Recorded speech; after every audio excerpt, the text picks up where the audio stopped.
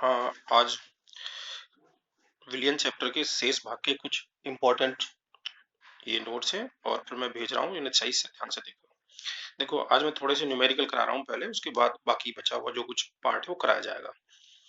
तो पहला एक सवाल ये है, मैंने लिखा है कि फ्लोराइड आयन 4 किलोग्राम टूथपेस्ट में उपस्थित है, यानी 4 mg। मैंने लिखा है यहाँ 4 mg। 4 mg fluoride ion 4 kilogram toothpaste में उपस्थित है, इनकी सांद्रता ppm में व्यक्त करो। तो सांद्रता जैसे नॉर्मलता, मोलरता, मोल प्रभाज और W/W, W/V, V/V जो लिखवाई थी उन्हीं में एक पीपीएम और के पदों में भी सांद्रता होती है। तो पीपीएम के पदों में सांद्रता का फॉर्मूला होता है, जो भी विलेय है उसकी मात्रा, ये मैंने लिख दिया खाली विलेय शॉर्ट में। तो ध्यान रखना है, विलेय की मात्रा बटे विलियन की मात्रा और गुणा 10⁻⁶। ध्यान ये रखना है कि जो विलेय की मात्रा है और विलियन की मात्रा दोनों का यूनिट सेम होना चाहिए। अब जैसे इस सवाल में देखोगे 4 mg है, क्या फ्लोराइड आयन विलेय 4 mg और विलायक क्या है 4 kg। तो ध्यान ये रखना है कि मैंने लिखा है 4 mg बटे 4 kg। तो सीधा सीधा सा ये है कि या तो ग्राम को चेंज करो या किलोग्राम को चेंज करो। तो क्या करा है मैंने, mg के भी ग्राम बना दिए और kg के भी ग्राम बना दिए हैं। तो mg में 10⁻³ हो जाएगा, यहाँ 10⁻+3 हो जाएगा। तो ये 4 से 4 कट जाएगा और ये आंसर इसका 1 ppm आ जाएगा। तो अगर तुम चेक करके देखोगे अपने आप तो यही आंसर आएगा। ठीक है। एक और सवाल मैंने दिखा है कि 2 ml ऑक्सीजन 200 लीटर जल में घोली गई। तो ऑक्सीजन गैस की सांद्रता ppm, ppb, ppb और ppm में एक फर्क है, बस दोनों का सेम फॉर्मूला है, सेम सब चीजें, बस फर्क है, वहां 10⁻6 होती है, 10⁻9 होगी। तो ppb के पदों में वही होती है, विलेय की मात्रा बटे विलियन की मात्रा और इंटू 10⁻9। बस ध्यान रखना है कि दोनों की यूनिट सेम होनी चाहिए। 2 ml है तो या तो ml बना लो या लीटर बना लो। तो ऊपर वाली ml को लीटर में चेंज कर लिया है, नीचे सवाल हल हो जाएगा। ठीक है। ये छोटे से सवाल है, लेकिन इनमें सबसे इंपॉर्टेंट सवाल है ये जो मैं अब बता रहा हूँ। ये सवाल बोर्ड में खूब आए हैं और मिल जाएंगे, देखो। और जब तुम सोल्व पेपर देखोगे तो उसमें कुछ सवाल ये मिल जाएंगे। ये कह रहा है, यदि 10% W/W ग्लूकोज विलियन के 400 ग्राम मतलब विलियन के 400 ग्राम में उपस्थित हो, तो इस विलियन में ग्लूकोज की ग्राम में मात्रा बताओ। ग्लूकोज की मात्रा पूछे ग्राम में। ये जो कटा हुआ पार्ट है इसे मत देखो, देखो सीधा सीधा फॉर्मूला होता है, भार प्रतिशत बराबर होता है विलेय की मात्रा बटे विलियन की मात्रा। फॉर्मूला है भार प्रतिशत बराबर विलेय की मात्रा बटे विलियन की मात्रा गुणा 100। तो जो भार प्रतिशत है वो कितना दे रखा है 10। विलेय की मात्रा हमसे पूछी गई, बोले ग्लूकोज विलेय है तो विलेय की मात्रा पूछी गई, तो विलेय की मात्रा बटे विलियन, विलियन की मात्रा दे रखी है 400 ग्राम और गुणा 100। तो जब इसको कैलकुलेट करोगे तो विलेय की मात्रा आ जाएगी 40 ग्राम। तो इसे देखो, ये जो कटा हुआ पार्ट है इसे मत देखो, ये गलत है। सीधा सीधा सा ये है कि भार प्रतिशत बराबर विलेय की मात्रा बटे विलियन की मात्रा गुणा 100 और इसे x की वैल्यू यहां से आ जाएगी। तो ये बहुत इंपॉर्टेंट सवाल है, ऐसे सवाल खूब आए। ठीक है, ये भार प्रतिशत वाले फॉर्मूले से होगा जो मैंने लिखवाया था। ठीक है। अच्छा, अब भार प्रतिशत के अलावा मैं एक एक चीज समझा दे रहा हूं। देखो ये लिखा है शुद्ध पदार्थ। अब एक बात समझनी है, पहले एक बात समझो, जैसे जल की मोलर सांद्रता पूछे, ये पेपर के ऑब्जेक्टिव सवालों में तुम्हें कई बार मिल जाएगा, कई बार मिल जाएगा।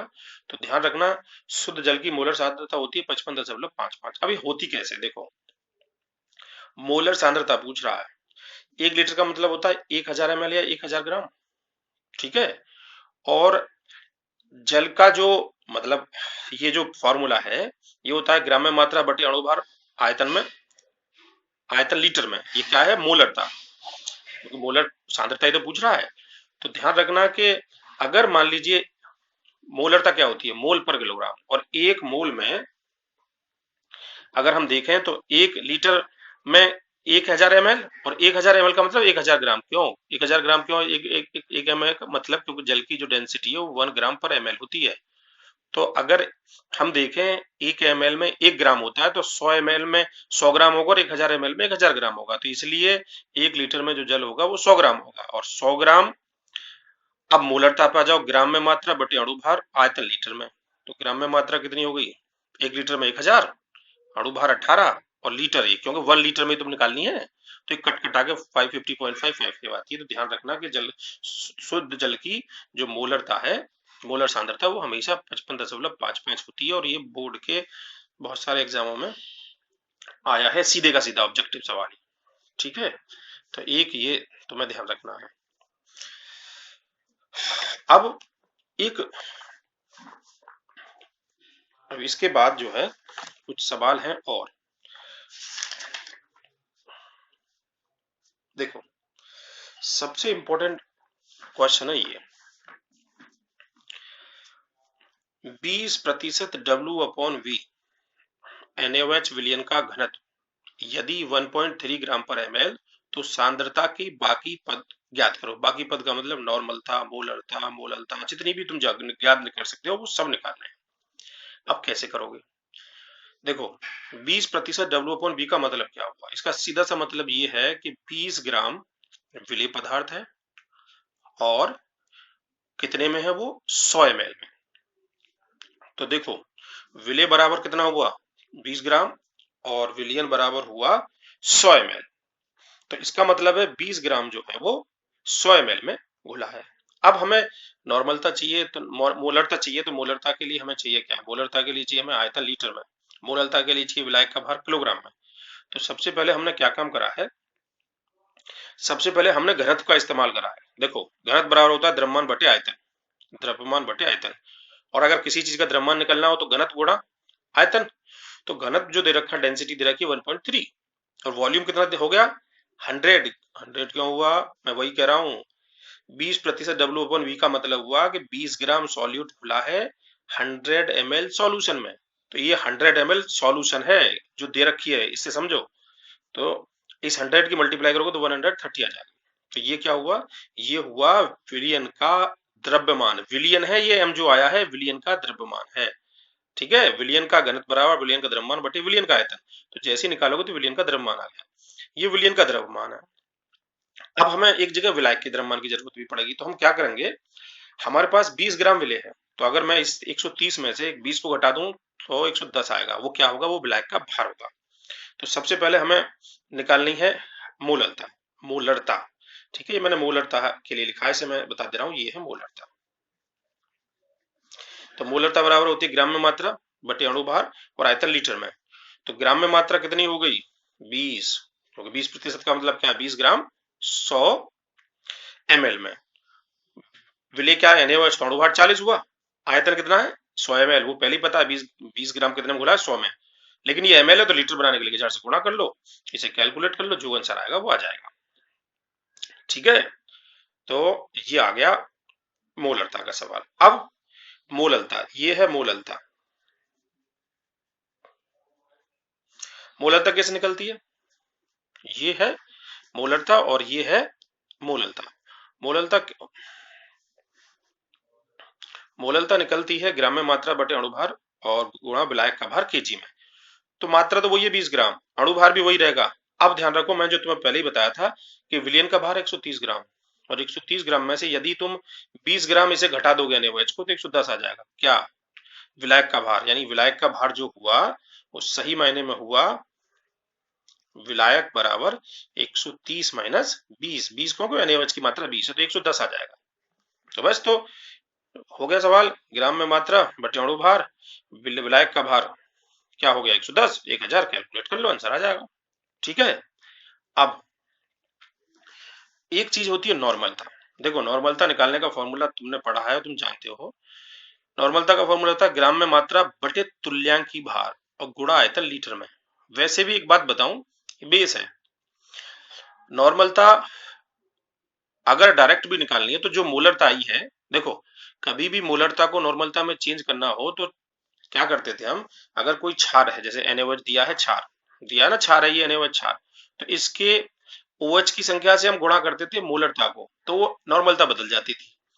वही यहाँ कर लो डायरेक्ट, ये 5 जो मोलरता आई है उसको डिवाइड कर दो OH की संख्या से। OH कितना? एक, तो एक ही आएगा, जितना आंसर ये आएगा उतना इसका आ जाएगा। फिर भी अलग निकालनी है तो अलग निकालने का तरीका क्या है? देखो, ग्राम में मात्रा बटे तुल्यांकी भार गुणा आयतन लीटर में।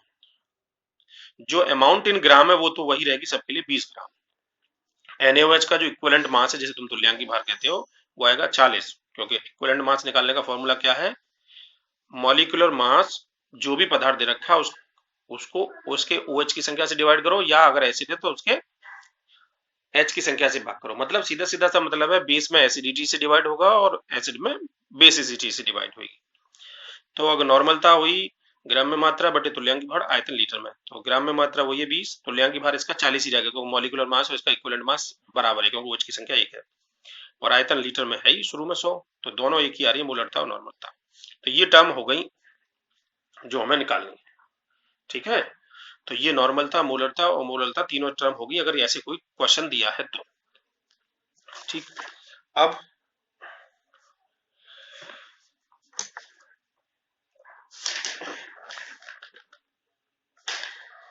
देखिए एक सवाल ये रहा, क्वेश्चन नंबर ये रहा, यदि एथेनॉल विलयन की मोललता 2, तो इस विलयन में एथेनॉल के मोल भिन्न का मतलब होता है मोल प्रभाज। ठीक है, अब देखो मोल प्रभाज निकालने का क्या तरीका है वो मैं बताता हूँ। जैसे ये मोललता दी है, पहले ही समझो मोललता का मतलब क्या है। मोललता का मतलब है एथेनॉल के 2 मोल 1 किलोग्राम विलायक में। एथेनॉल के 2 मोल ये जो दे रखे हैं, मोललता 2 है तो उसका मतलब 2 मोल पर केजी, तो 2 मोल इन 1 किलोग्राम, तो ये मोल हो गए और इसे तो मोललता भी है। ठीक है, तो देखो मैंने यहाँ लिखा है 2 मोल इन 1 केजी, इसका मतलब है जो 2 मोल एथिल एल्कोहल है वो 1 मोल 1 किलोग्राम वाटर में डिजोल्व है। ठीक है, अब ध्यान रखने की बात यह है मोल प्रभाज निकालने का फॉर्मूला ये है कि जिसका भी मोल प्रभाज निकालना हो, अब इसमें किसका पूछा है, एथेनॉल का। दो चीजें हमारे पास, एक एथेनॉल और एक वाटर, तो दोनों के मोल निकाल लो अलग अलग। तो एथेनॉल के तो दे रखे हैं, तो शुरू में ही कुछ नहीं करना। वाटर के निकालने, वाटर की मात्रा कितनी है 1 केजी, और इस केजी को यदि मोल में कन्वर्ट हो तो सबको पता है अणु भार से डिवाइड करो, यानी मॉलिक्यूलर मास से डिवाइड करो। तो ये तो एनबी का मतलब है number of mole of solvent, B के लिए सॉल्वेंट इस्तेमाल कर लिया हमने। 10⁻³ मतलब 1000 बटे 18, समझ गए 18 क्यों, क्योंकि H2O का मॉलिक्यूलर मास कितना होगा 18, तो 18 से जब डिवाइड करोगे 10⁻³ को तो वैसे तो ये 15.5 आएगा, लेकिन फिलहाल अभी ऐसे ही लिखा रहता है उसे। ठीक है, ये हमसे पूछा, ए हमने इस्तेमाल करा है सॉल्यूट के लिए, बी इस्तेमाल करा है हमने सॉल्वेंट के लिए। तो बी तो हमारे पास है ही, ये जो अगर हम देखें तो ये एन ए हमारे पास है 2 मोल, एन भी हमने यहां से निकाल लिया। अब देखो समझ लो, फिर मैं बता रहा हूं, मोललता दे रखी है 2, इसका मतलब है 2 मोल पर केजी, तो सही मायने में ये मोल पता है हमें किसके, सॉल्यूट के, यानी एथेनॉल के मोल है हमारे पास, लिख लिए। अब है एनबी, एनबी का मतलब 2 मोल 1 केजी में, तो H2O की अमाउंट हमें पता है 1 केजी है, तो 1 केजी को उसके मॉलिक्यूलर मास से डिवाइड करोगे तो उसके मोल आ जाएंगे। और मोल प्रभाज निकालने का तरीका ये है कि जिसके भी मोल प्रभाज को तुम्हें निकालना है उसके मोल को टोटल मोल से डिवाइड करो। तो हमें निकालना है एक्स है, यानी ए का मतलब एथेनॉल सॉल्यूट के मोल प्रभाज, तो उसको निकालने का तरीका है एक्स इक्वल टू 2, 2 क्या उसके मोल ये रहे, अपॉन टोटल मोल, टोटल का मतलब दोनों के मोलों को जोड़ दो, आंसर अपने आप कैलकुलेट हो जाएगा। ठीक है, इसे कैलकुलेट कर लेना। तो ये बहुत अच्छा सवाल है। ऐसा ही एक सवाल देखो यहाँ नीचे,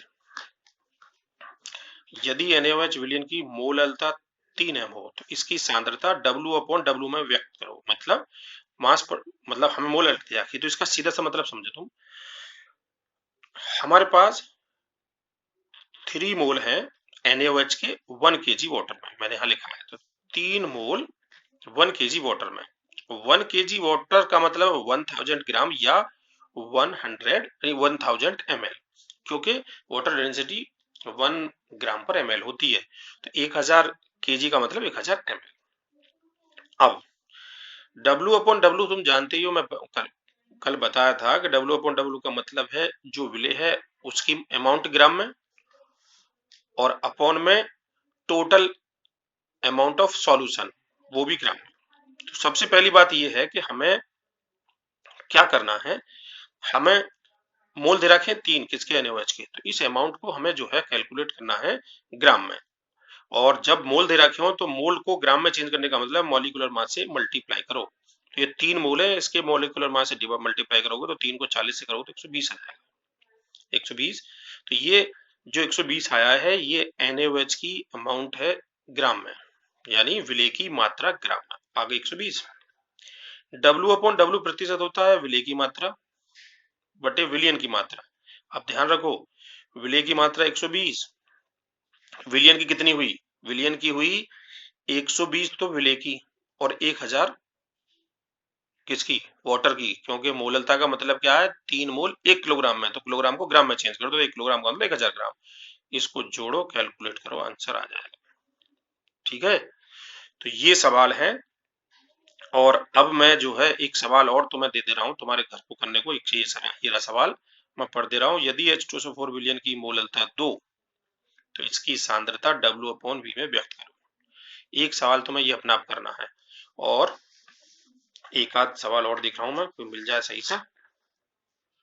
हाँ, ये रहा, ये करके देख लेना, ना होगा तो मैं कल बता दूंगा। यदि H2SO4 विलियन की मोलरता 2 और घनत्व 1.2 ग्राम पर ml, H2SO4 विलियन की मोलरता 2 और घनत्व 1.2 ग्राम पर ml, तो इसकी मोललता ज्ञात करो। बहुत अच्छा सवाल है, ये करके देख लेना। दोनों सवाल नहीं होंगे तो मैं बता दूंगा कल। ठीक है, कुछ नहीं है, बस कन्वर्जन करना है एक चीज का दूसरी में, और बड़े आसान है, करके देख लेना। और यही आज का काम, बस यही है, और धीरे धीरे यही सब काम आते रहेंगे। ठीक है, तो ये केमिस्ट्री के विलियन चैप्टर का कुछ पार्ट है जो तुम्हें करना है, और बाकी किसी को दिक्कत हो तो वो मुझे फोन करके मालूम कर लेगा। ठीक है, ओके।